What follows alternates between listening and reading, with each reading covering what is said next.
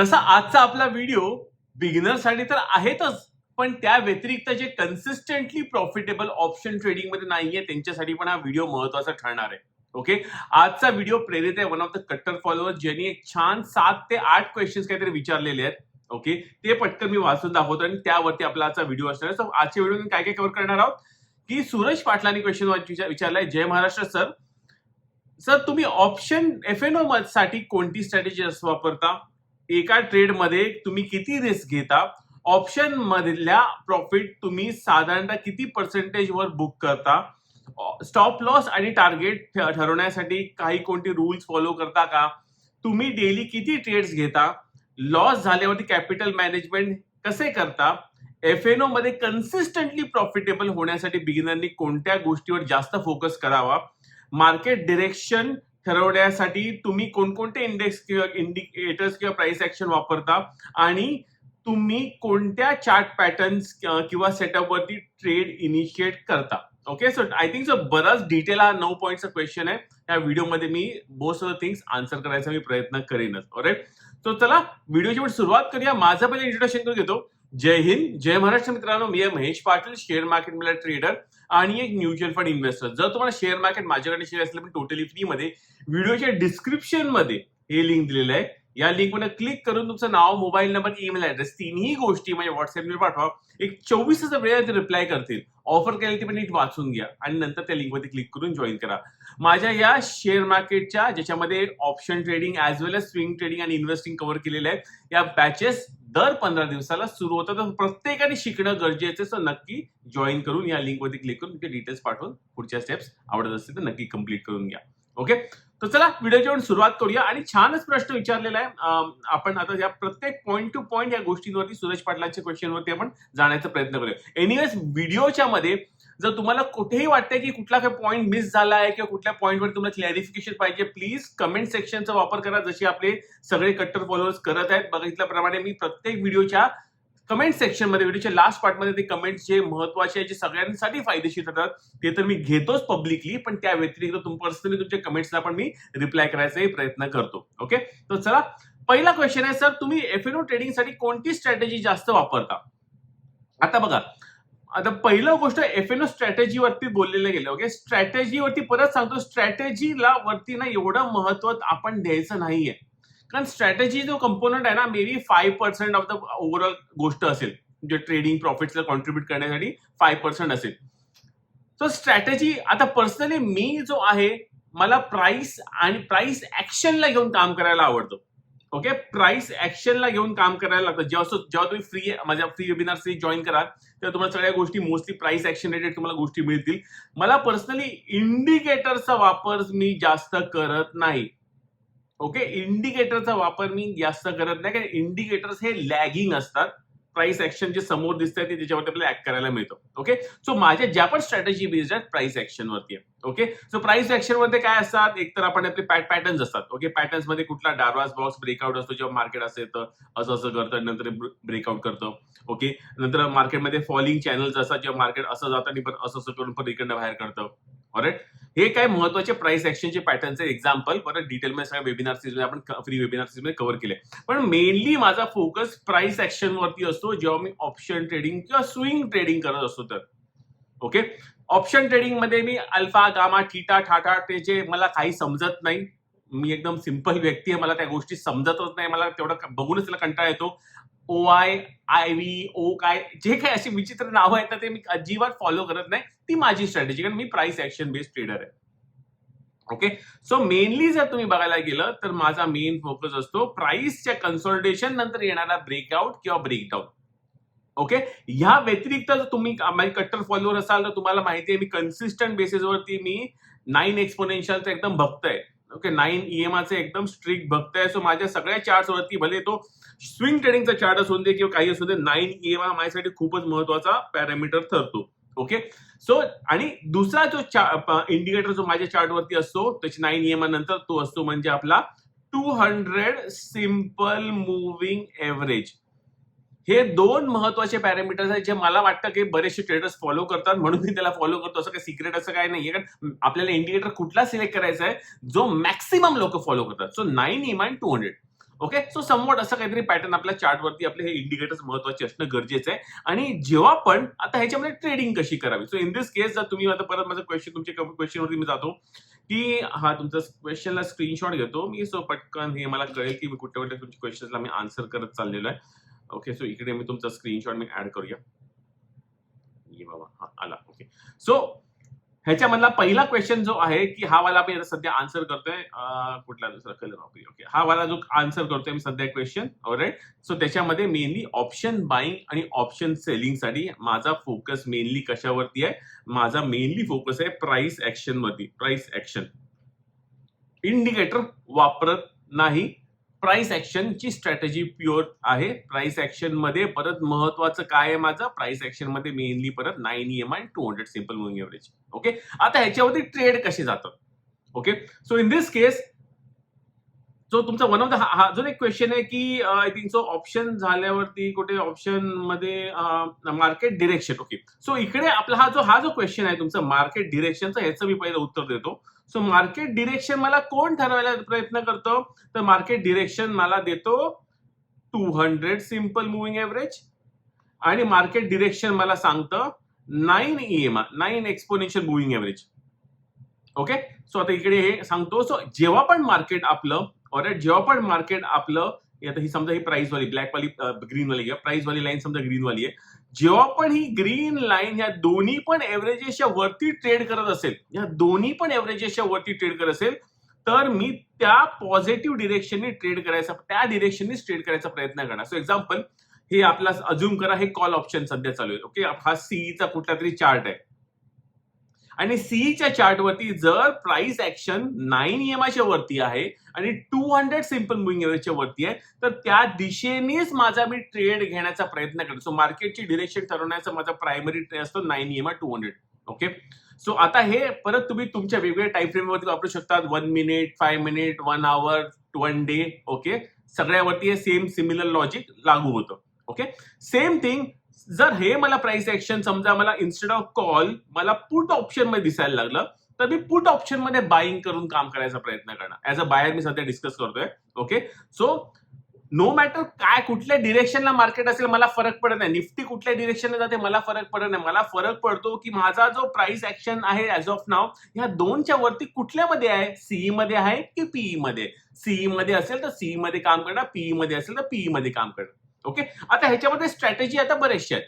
Okay. Strategy पहिलं तर आहे की इन दिस केस आपण पहिली स्ट्रॅटेजी आपण म्हणू शकतो एक वन सिंपल स्ट्रॅटेजी सांगतो. बाकीचे डिटेल स्ट्रॅटेजी आपल्या फ्री वेबिनार सीरीज मध्ये शिकवल्या गेल्याच आहेत. पण एक वन सिंपल स्ट्रॅटेजी तुम्हाला सांगतो की जेव्हा पण मार्केटमध्ये आता ह्याच्यामध्ये अजून एक इंडिकेटर मी ऍड करतो जो आपल्याला ह्याच्यावर दिसणार. आता ह्याच्यामध्ये कलर तो दिसत नाही माझ्याकडे आवडतं माझा पिंक कलर मी टाकतो तसा, पण याच येल्लो. ऑलराईट. अजून एक इंडिकेटर माझा हे फक्त हा इंडिकेटर फक्त तुम्हाला कशावरती इन्स्ट्रुमेंटच्या चार्टवरती मिळणार, इंडेक्सच्या चार्टवरती मिळणार नाही, तो म्हणजे व्हीवॅप. सो व्हीवॅप एक अजून एक इंडिकेटर असतो जो माझा चार्टवरती असतो. ऑलराईट. सो सकाळी सकाळी व्हीवॅपचं स्पेलिंग रॉंग लिहिलंय VWAP. ओके. व्हीवॅप. सो तुम्ही इंडिकेटर्स मधून चेक करा व्हीवॅप नावाचा इंडिकेटर असतो. सो जेव्हा पण मार्केट सकाळी सकाळची स्ट्रॅटेजी सांगतो 9:15ची कॅन्डल जर व्हीवॅप 9 EMI 200च्या वरती जर क्लोजिंग येते मिनिट चार्ट वरती, त्याच्यानंतरच्या नेक्स्ट कॅन्डल वरती आपण ट्रेड घेऊ शकतो. ओके. एक्झाम्पल आता मी नासडॅकचा चार्ट दाखवतो तुम्हाला एक्झाम्पल म्हणून.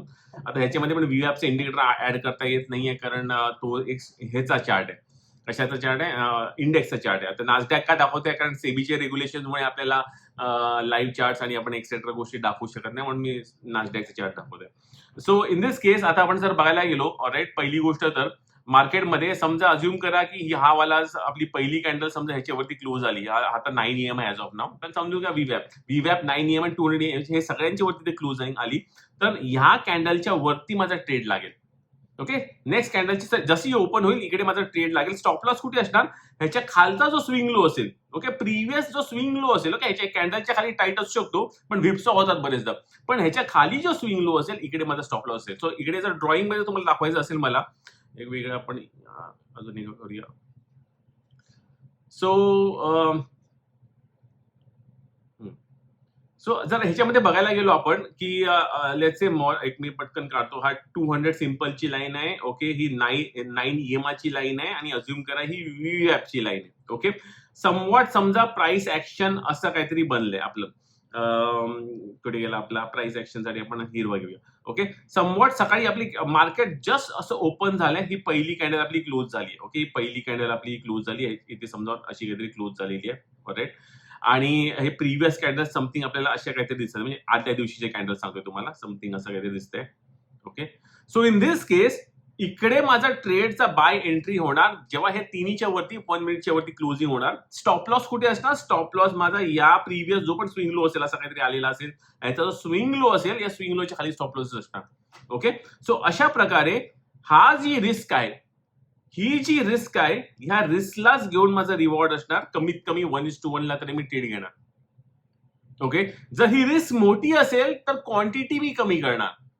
एक्झाम्पल समजा मला 65 क्वांटिटी, सॉरी मला समजा किती 260 क्वांटिटीने काम करायचं निफ्टीमध्ये, तर 260 नाही काम करणार मी. म्हणा 260 क्वांटिटी 100 पॉईंट दिसतंय डिफरन्स, म्हणजे 23,000 नाही, मला 5,000च घ्यायचं आहे, तर 65 क्वांटिटीने काम करणार.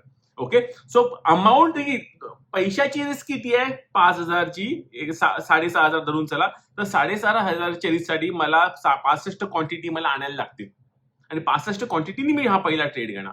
आणि त्याच्यानंतर अपेक्षा असणार की हा ट्रेड मे बी इन्स्टंटली वर गेला पाहिजे, पण असं नशीब एवढं लकी नसतं. कधी असं येतो असं येतो असं येतो असं, तर मग असं वर जायला लागतो. पण आपला स्टॉप लॉस फिक्स असल्यामुळे जिकडे आपण रेडी असतो psychologically, that is fine. Okay, किंवा ह्याच्यावरती पण येते एक्झाम्पल परत, जर तुम्हाला दुसरे टाईप ऑफ स्ट्रॅटेजीमध्ये परत ह्याच्यामध्ये मी सांगितल्याप्रमाणे प्राइस ऍक्शन जी असते. सो प्राइस ऍक्शन मध्ये समजा आपण असं जर केलं, ओके, की आपला लेट्स से आपला हा 9 EMA आहे, आपला हा 200 सिम्पल मुव्हिंग एव्हरेज आहे आणि आपला VWAP आहे. ओके, त्याच्यानंतर हे प्राइस ऍक्शन वर शूटअप झालं. ओके, वर शूटअप झालं, तुम्हाला भीती वाटते, नाही यार खूपच एकदम टेन्शन वाटते इन दिस केस, तर मी काय करतो की ह्या रिट्रेसमेंटला 9 EMA पर्यंत यायला बघतो, या पहिल्या 9 एक्सपोनेन्शियलला यायला बघतो. ओके, जसा इथे टच झाला, ओके, कन्फर्मेशन पण बघत नाही, जसा इथे टच झाला तर इकडे मी त्याला बाय करतो. अगेन स्टॉप लॉसेस इथे असतात, या प्रिव्हियस लेग ऑफ मूव्ह जो काय असेल त्या स्विंग लोच्या खाली स्टॉप लॉसेस असतात. ओके, सो डीप मध्ये एक तर ब्रेकआउट वरती जर भीती वाटत असेल तर डीप मध्ये इकडे हे रिस्क जी आहे कमी करण्याच्या हिशोबाने मी हे करतो आणि मग स्टॉप लॉस इथे परत, सो इकडे रिस्क कमी होऊन जाते. सो रिवॉर्ड आपण इकडे 1:2 ला जाऊ शकतो. ओके, ह्याच्या डबल रिवॉर्डला.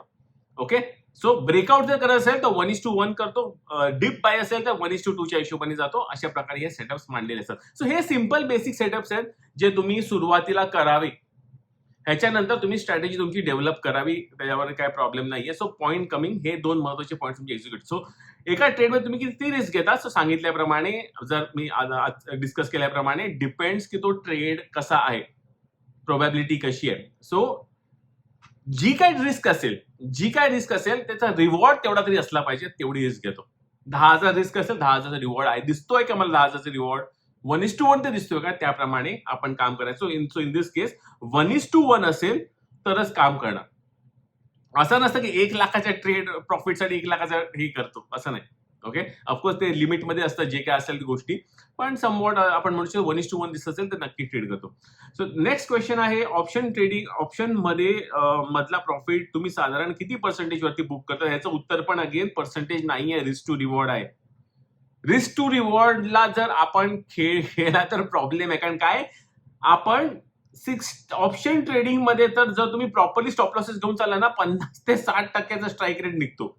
ओके, 50 ते 60% स्ट्राईक रेट येणार, याच्यावरती अपेक्षाच करू नका.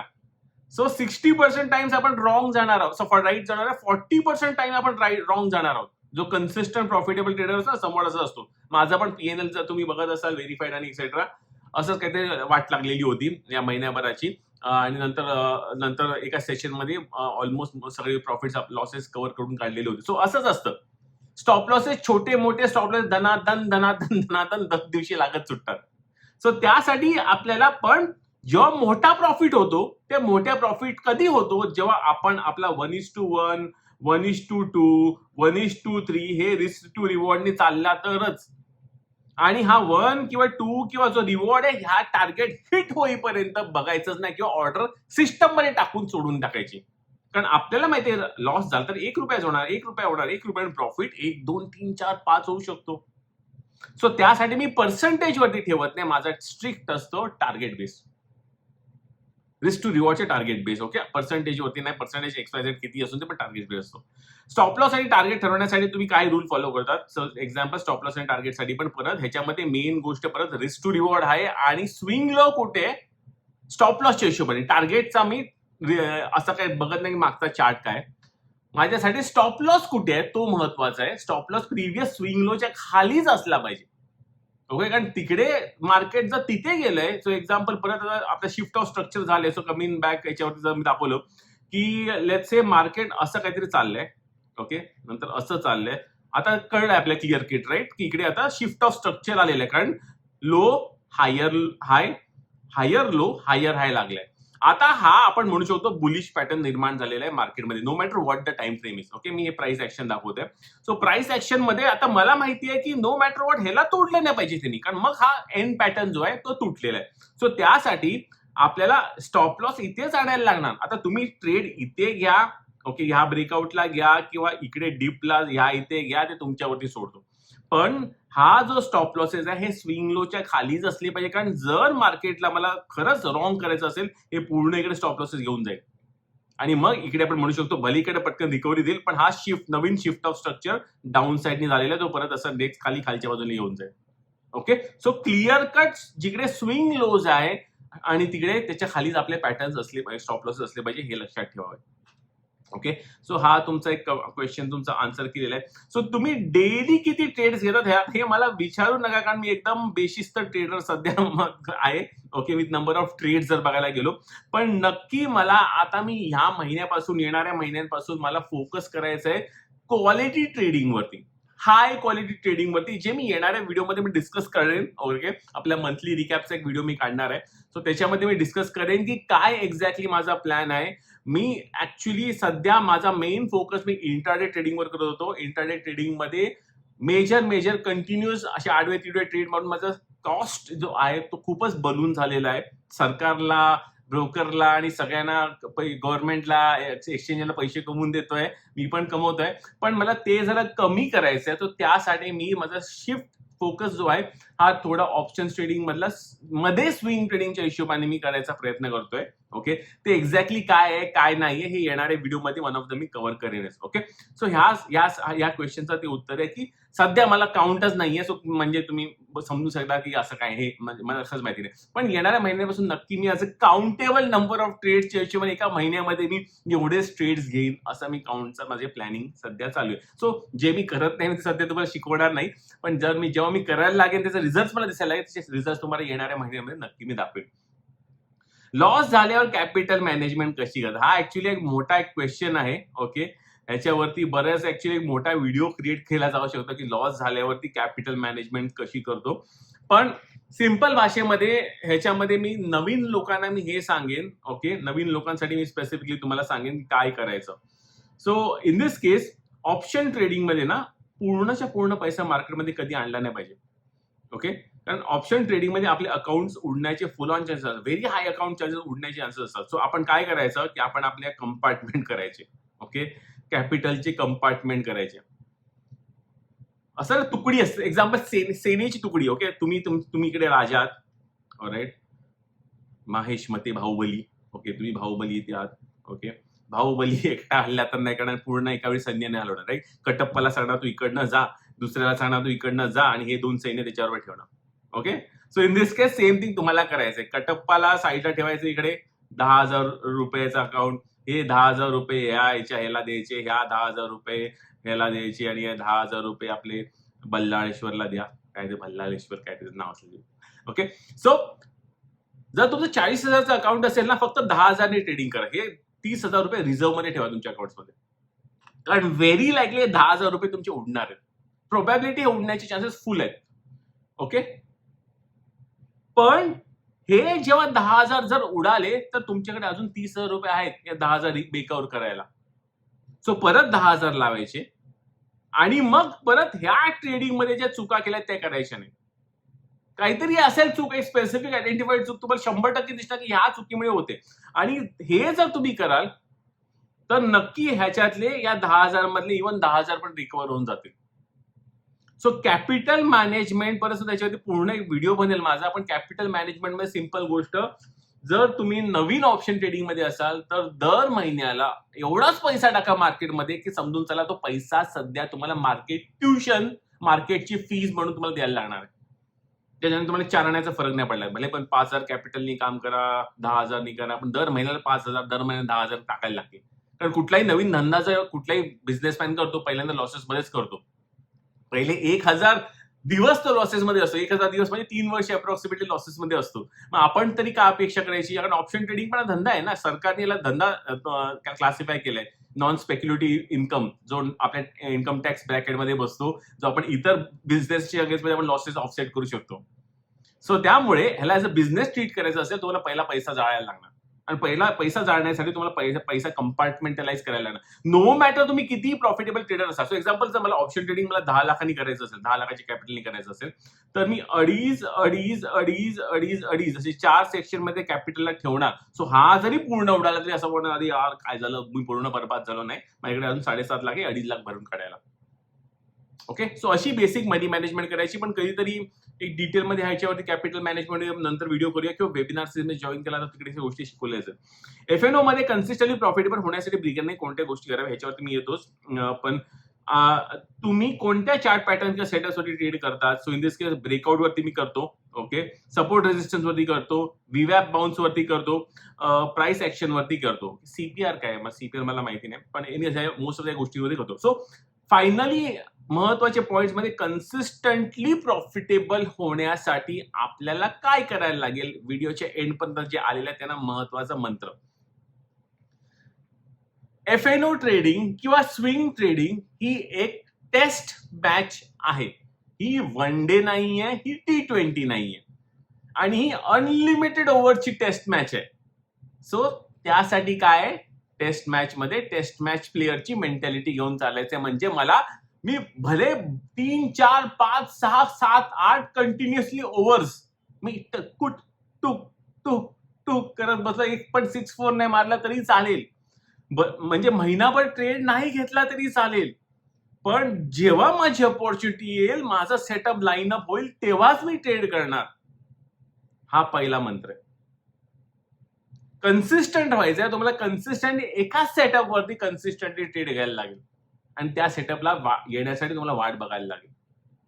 ओके, बरेचसे लोक कधी कधी ऐकलंय मी इव्हन की 6-6 महिने वेट करतात मार्केटच्या फॉलसाठी किंवा मार्केटच्या ठराविक सेटअप बनण्यासाठी, आणि तेव्हा जो सेटअप येतो पूर्ण वर्षभराचा तो पैसा वन शॉट मध्ये बनवतात. पैसाच बनवायचा ना शेवटी. वन शॉट मध्ये बनवा किंवा दररोज बनवा, मी तर म्हणा वन शॉट मध्ये much more better, right. So त्यासाठी आपल्याला कन्सिस्टंट राहायचं. नंबर ऑफ ट्रेड्स कमी करणं गरजेचं आहे. त्याच्यामुळे बरेचसे फायदे होतात. एक तर कॉस्टिंग कमी होऊन जाते, आपले हेडेक कमी होऊन जातं, बऱ्याच गोष्टी. सेकंड गोष्ट, पूर्ण कॅपिटल लावायचं नाही. कॅपिटलला 4 मध्ये विभागायचं आणि 1/4 कॅपिटलनीच काम करायचं, जेणेकरून तो प्रोबॅबिलिटी जो अकाउंट शून्य करण्याचा जो व्हेरी हाय असतो प्रत्येक वेळी, नो मॅटर किती पण तुम्ही एक्सपिरियन्स असाल झाला तरी 75% कॅपिटल आहे आपल्या त्या 25% कॅपिटलला परत क्रिएट करण्याच्या हिशोबानेचा. हा सेकंड गोष्ट आहे. आणि तिसरी गोष्ट, ह्या ट्रेडिंगला घेऊन एक गोल बनवा. एक्झाम्पल, आता मी गोल बनवलाय की घर खर्च, ह्याच्यात माझा घर खर्च मला काढायचा आहे. सो आपण त्या रिस्पेक्टनी ते कॅपिटलला घेऊन आपण काम करतो. ओके, मी म्हणणार की हा मला पैसा कमवायचाच आहे, म्हणजे कमवायचं याला जुगारासारखं मी खेळू शकत नाही, कारण मला हा पैसा मला घरी द्यायचा आहे. त्या हिशोबाने जेव्हा तुम्ही त्याला एक गोल लावतात, एक स्टिकर लावतात की मला हा पैसा 30 तारखेला मला घरी पाठवायचा आहे, द्यायचा आहे, एक्सेट्रा XYZ करायचा आहे, तेव्हा बघा तुमचा माइंडसेट जो आहे ह्याला ऍज अ बिझनेस म्हणून बघायला लागेल, ना की तुम्ही सट्टा ट्रेडिंग आणि एक्सेट्रा. सो ह्या 3 एक गोष्टी जरी फॉलो केल्यात, आय थिंक सो तुम्ही कन्सिस्टंट प्रॉफिटेबल ट्रेडरच्या पाथ वरती यायला सुरू व्हाल. ओके, आणि ही जर्नी तुम्हाला एन्जॉय करायला आवडेल. ऑलराईट, एनिवेज काय क्वेश्चन असेल नक्की कमेंट सेक्शन मध्ये टाका. पण या सगळ्या गोष्टी डिटेलमध्ये व्यवस्थितपणे सिंपल भाषेमध्ये आपल्या फ्री वेबिनार सीरीजमध्ये शिकवल्या, नक्की जॉईन करून शिकून घ्या. ऑलराईट, टेलिग्राम चॅनल तर मस्ट जॉईन आहे, जर नाही केलं असेल तर. मी आहे महेश पाटील. जय हिंद, जय महाराष्ट्र.